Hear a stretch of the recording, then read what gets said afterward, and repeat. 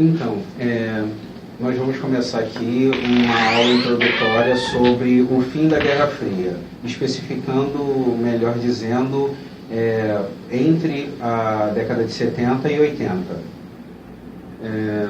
Nós vamos trabalhar um pouco tanto o declínio da União Soviética, quanto os processos que levaram a isso, né, para o fim da Guerra Fria.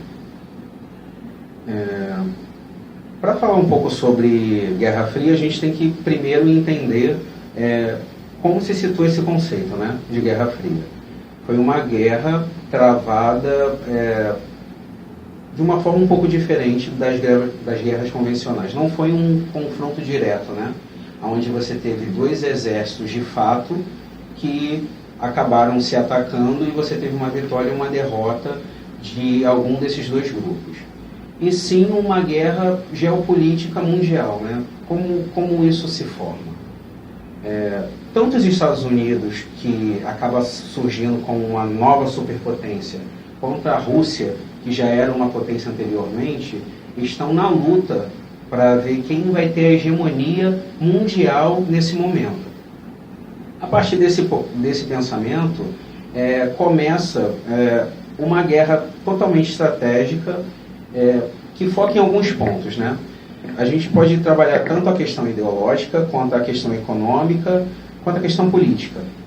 E como é que se situa esses pensamentos, né? Quando a gente trata a questão ideológica, você vai ter do lado norte-americano a questão do imperialismo americano, levando o seu ideal e a sua ideia de um capitalismo para o mundo. Em contrapartida, você tem o expansionismo socialista, né, por parte da União Soviética. E como vão funcionar essas políticas, né? Essas políticas vão funcionar de formas diferentes em determinados partes do globo, né? Se em contrapartida na Europa ou na África ou em determinados outros pontos vai ser tanto uma guerra de caráter financeiro e apoiando financeiramente quanto armamentista, em outros locais você vai ter outros tipos de confronto, né? A gente pode citar, no caso da América Latina, vai ter um tipo de confronto mais político, ideológico, onde vai ter um ataque específico num modelo de política que esses países têm. Já na região europeia você vai ter uma influência muito mais econômica, né, que a gente pode abordar alguns pontos como o Plano Marshall, né, que era um plano de ação econômica onde os Estados Unidos financiavam através de empréstimos determinados países, e esses países, em contrapartida, acabavam deixando com que a sua economia ficasse mais aberta aos Estados Unidos. Com isso, os Estados Unidos acabavam influenciando na política desses países, né? A gente pode citar alguns exemplos, como a Itália e a França, que tinham partidos comunistas muito fortes. E a partir desse momento em que você tem todo esse apoio financeiro dos Estados Unidos, os Estados Unidos começam a influenciar na política, acabando quase extinguindo um pouco desses partidos comunistas. Em contrapartida, por parte da União Soviética, você tem a Comecon, que é o Conselho de Ajuda Mútua Econômica, que vai fazer o mesmo processo. Ele vai estar ali auxiliando os países que têm uma tendência mais socialista, com apoio financeiro, e fazendo com que fortifique um pouco dessa política mais na visão socialista. Esse, basicamente, é o aspecto econômico dessa Guerra Fria, né? A gente tem outros aspectos. Na questão armamentista, a gente vai ter a doutrina Truman, que a posterior vai acabar ocasionando na OTAN, e a gente tem o Pacto de Varsóvia. Como funcionam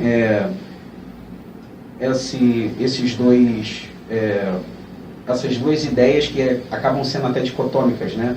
Que, se parar para prestar atenção, nós vamos notar que na Guerra Fria acontecia uma coisa muito dicotômica entre a União Soviética e os Estados Unidos. Quando um propunha um plano de ação em determinado setor, como no caso o armamentista, com a doutrina Truman que vai ocasionar no OTAN, e do outro lado a União Soviética vai propor o Pacto de Varsóvia.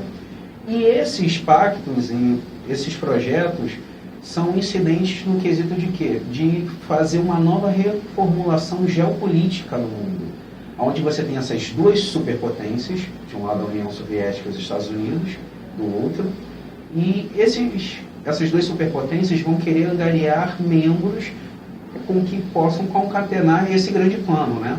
Então, se um país for mais fácil ser influenciado através do modelo político-econômico, eles vão injetar dinheiro nesse país. Se a questão da guerra for mais plausível nesse plano de ação, tanto os Estados Unidos quanto a União Soviética vão mandar tropas armadas, ou até mesmo armar esses grupos para que eles consigam ter influência sobre esses grupos, né? Isso explica um pouco a questão geopolítica do mundo, né? Você acaba tendo, a partir deste momento, com a Guerra Fria, uma política que vai se introduzir com o intuito de dividir o mundo entre essas duas superpotências. Passando mais para frente, para a gente trabalhar um pouco a questão ideológica, você tem, a partir dos Estados Unidos, uma ideia de que, até uma ideia chamada, que surge a partir do presidente Wilson, né? Que é uma ideia de que é uma luta entre o bem e o mal, onde você tem nos Estados Unidos o bem e a União Soviética o mal. E aí você consegue ver essa questão toda introduzida na cultura norte-americana, né? Se você for notar os filmes que eram rodados na época, você vai ver que, como exemplo, o filme do Capitão América, onde você tem aquele soldado que é a representação do ideal americano contra a União Soviética. Então você vai ter todo um aparato cultural, de música, filmes que vão introduzir o pensamento daqueles indivíduos que os Estados Unidos é o bem e a União Soviética é o mal, né? Basicamente, essa é uma introdução básica do que seria essa ideia da Guerra Fria, né? A nossa amiga Camila vai introduzir com mais eficácia algum desses aspectos.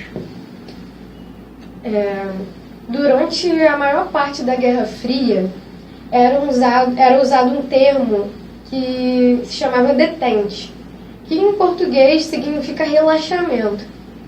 E o objetivo era diminuir ao máximo as tensões entre as potências, né? Principalmente entre os Estados Unidos e a União Soviética. Mas depois de tantas guerras no Terceiro Mundo, né, tantos conflitos, ficou difícil continuar com esse termo. E aos poucos, né, durante o governo do Carter, depois indo para outros governos como o do Nixon, até chegar ao Reagan, o neoliberalismo do Reagan, esse termo ele foi abandonado. E durante essa Guerra Fria, se voltou à corrida armamentista, que por um bom tempo ela ficou adormecida e a partir do Reagan ela aflorou novamente. Lembrando que tem uma parte que vale a ressalta, né? O governo, como a nossa amiga Camila mencionou, né? O governo Reagan é um governo muito especial e é um governo onde a gente tem que ter uma noção mais ampla de como foi esse governo, né? O presidente Reagan teve alguns mandatos e nesse primeiro mandato dele, que vai um pouco do início da década de 80 até mais ou menos no 84, ele teve uma política muito brusca, né? Ele não aceitava fazer determinadas alianças, ele era um presidente muito combativo. Ele levou muito a sério essa ideia da corrida armamentista e tratava de forma dicotômica mesmo, né?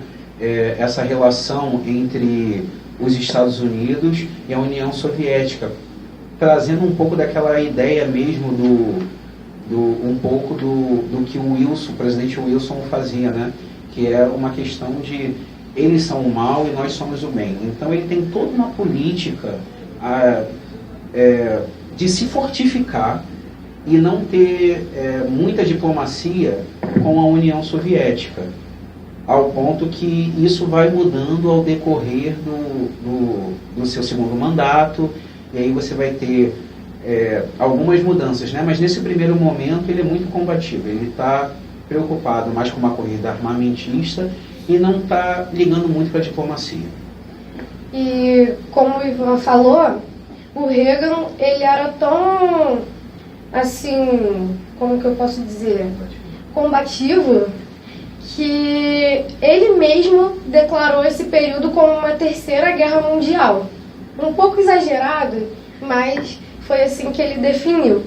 E a peça-chave dele era o projeto Guerra nas Estrelas, né, que acabou produzindo, né, ao longo de todo esse embate a derrocada da União Soviética. A Guerra das Estrelas era um programa militar, né, por Reagan, em 83, que previa satélites antimísseis equipados, né, com suas bases. Esse sistema defensivo de satélites espaciais era equipado com laser, capaz de destruir os mísseis em pontos mais altos da sua trajetória. E, além da Guerra das Estrelas, tinha um programa muito forte antissoviético. Enfim, né, essa corrida armamentista recomeça nessa fase. Nessa fase também acaba gerando muitas crises políticas e sociais, econômicas, pois a União Soviética ela acaba gastando muito, né, a ponto de ficar com a economia muito baixa. Posso levantando um ponto, isso que a Camila fala é muito interessante, porque as cifras chegam a cerca de 54 mil milhões de dólares, né? Então você consegue ver de como a União Soviética ficou tão endividada. E desculpa, só mais um pontinho, a questão da Guerra nas Estrelas, como a nossa amiga citou, que é um plano também que vai ser essencial para algumas linhas de pensamento do porquê a Guerra Fria terminou. Ela foi implementada tanto politicamente quanto culturalmente, né? Se você levar em consideração que esse nome é o mesmo nome do filme que se passa A Guerra nas Estrelas, né? E é um pouco disso, né? A política norte-americana trabalhava muito a questão política, mas também levava isso na questão da cultura do seu país e na cultura do mundo para fortificar essas ideias. As mídias nessa época eram muito importantes, né? Foi um grande marco. Então, a União Soviética, nesse sentido, ela fica muito abaixo, né, na sua economia. Porque ela tenta a todo momento estar ao mesmo nível dos Estados Unidos. E aí ela vai investindo, e isso acaba gerando muitos problemas, né? E também no terceiro, é muito importante falar da guerra indireta no Terceiro Mundo, né? Por exemplo, no Chifre da África, no Vietnã, na Arábia Saudita, né? Principalmente pela questão do petróleo. A economia, né, era muito presente nessa luta entre os dois. No contexto também político da América Latina e Andinas, como México, Colômbia, na questão da guerra contra o tráfico, né? Que esses países eles tinham um grande viés comunista. Então, a todo momento, os Estados Unidos e a União Soviética apresentam suas forças, né, para intervir no plano estratégico desses países de terceiro mundo. E esse conflito do terceiro mundo, eles eram muito manipulados no jogo estratégico.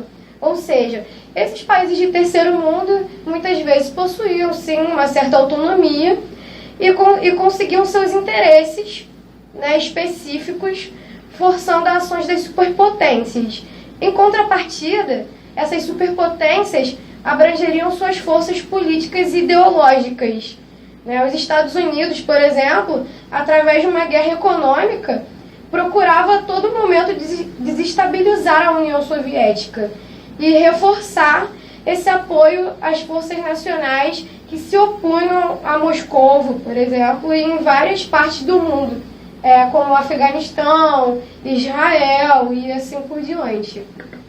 Sim, isso tudo acaba mostrando que a Guerra Fria não foi somente um embate político, foi um embate muito complexo, né? Você tem a questão, como a nossa amiga Camila citou, da guerra contra o tráfico nos países latino-americanos, você tem já na região da Arábia Saudita, onde você tem uma grande concentração de petróleo, tanto os Estados Unidos quanto a União Soviética vão mandar suas tropas, vão mandar armamentos, vão mandar ajuda econômica com o intuito de angariar esses países como possíveis aliados para o que vai desenrolar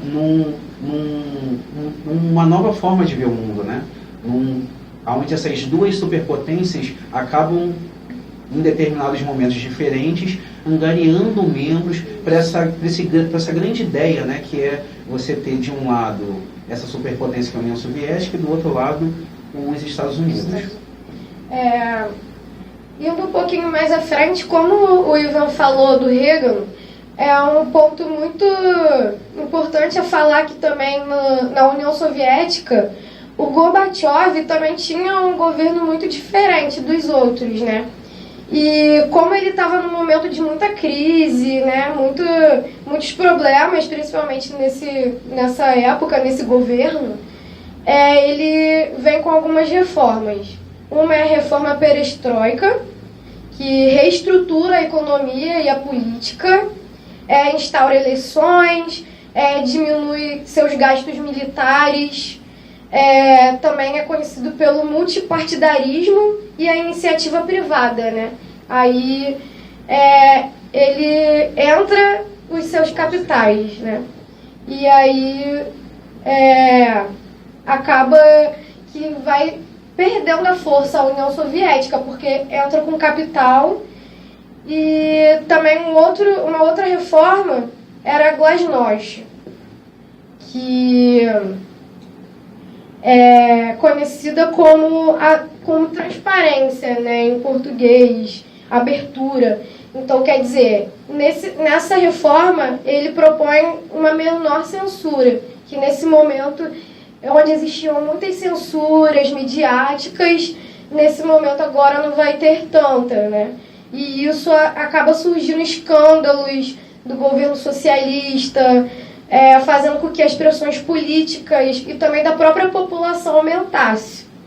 E aí que vem a maior parte do problema também. Essas pressões acabam também diminuindo a força da União Soviética e aí também acaba ganhando força, por exemplo, um partido liberal, e começa a crescer com uma pessoa muito importante nessa época, que é o Boris Yeltsin, né? Voltando lá aonde foi iniciado pelo colega Ivan, o governo do Reagan veio no momento que a detente tentava já diminuir a Guerra Fria, enfraquecer a Guerra Fria. O que acontece? O Ronald Reagan, já seguindo até a ideia de outros políticos, inclusive do Carter, ele não quis, ele preferiu continuar e novamente estabelecer as diferenças entre a União Soviética e Estados Unidos. Continua novamente a guerra de duas potências, só que agora com várias diferenças. No início da Segunda Guerra, a ideia era expandir o capitalismo e o socialismo pela União Soviética e o capitalismo pelos Estados Unidos. Foi mudando, teve aliados, teve os neutros, que eram os não aliados. Isso tudo foi mudando toda uma política que acabou abrangendo todo o planeta,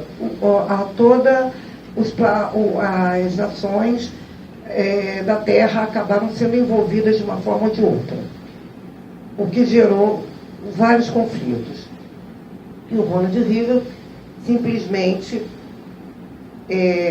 fez com que novas políticas de defesa fossem implantadas. No caso, o projeto Guerra nas Estrelas, que era a iniciativa de defesa estratégica, que era uma coisa que anteriormente já tinha sido em acordo, combinado, que não ia acontecer. O Ronald Reagan implantou novamente essa estratégia de defesa. Nesse momento também, quando a União Soviética estava em guerra com o Afeganistão, que tinha sido provocado pelo apoio da União Soviética ao governo russo, marxista, contrária, que estava sendo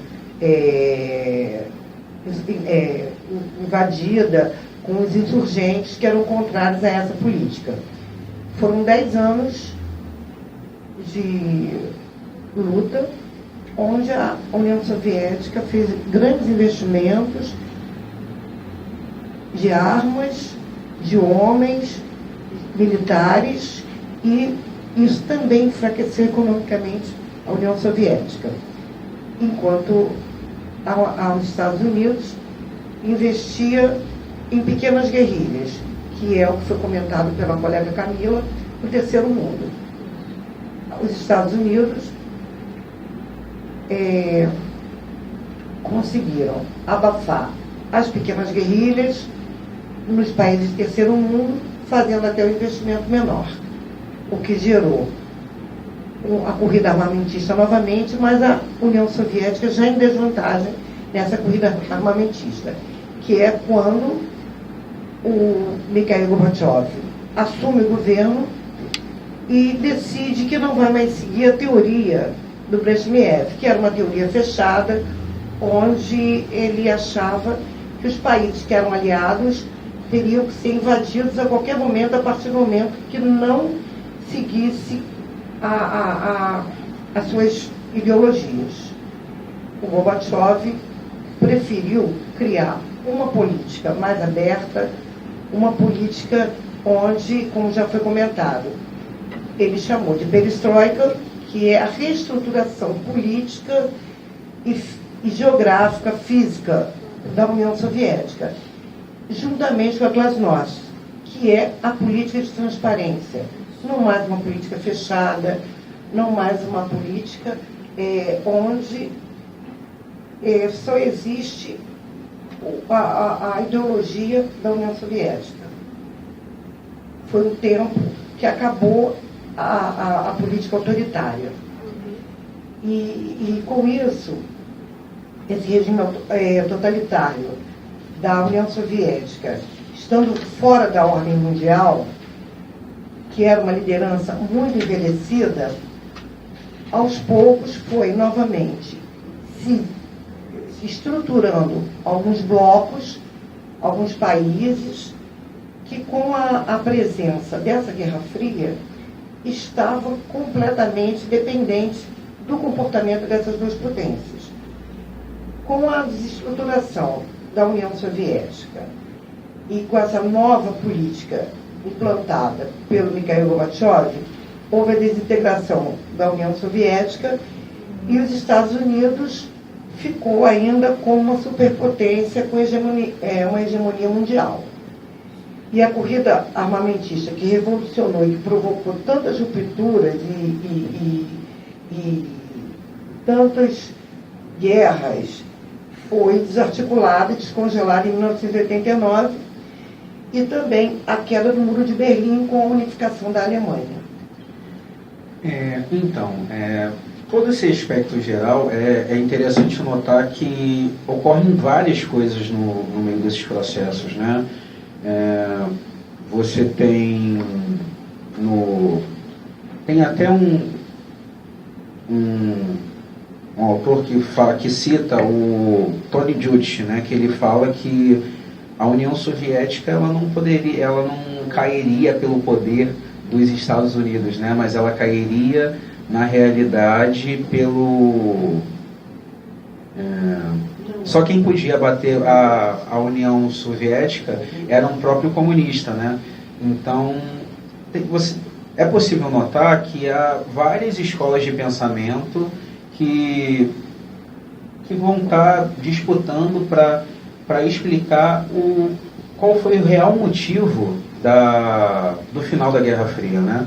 Você vai ter uma primeira corrente de pensamento que vai falar um pouco da administração do presidente Ronald Reagan e do presidente George W. Bush dos Estados Unidos, como isso foi tão imprescindível para o final da Guerra Fria, né?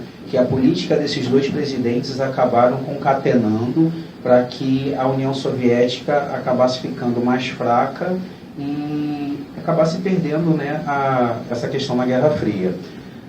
Uma segunda escola vai dizer que as causas do final da Guerra Fria foi o próprio Gorbachev, né, que acaba concatenando um pouco com essa ideia do Tony Judt, né, que somente um comunista para acabar com a União Soviética, né, porque a partir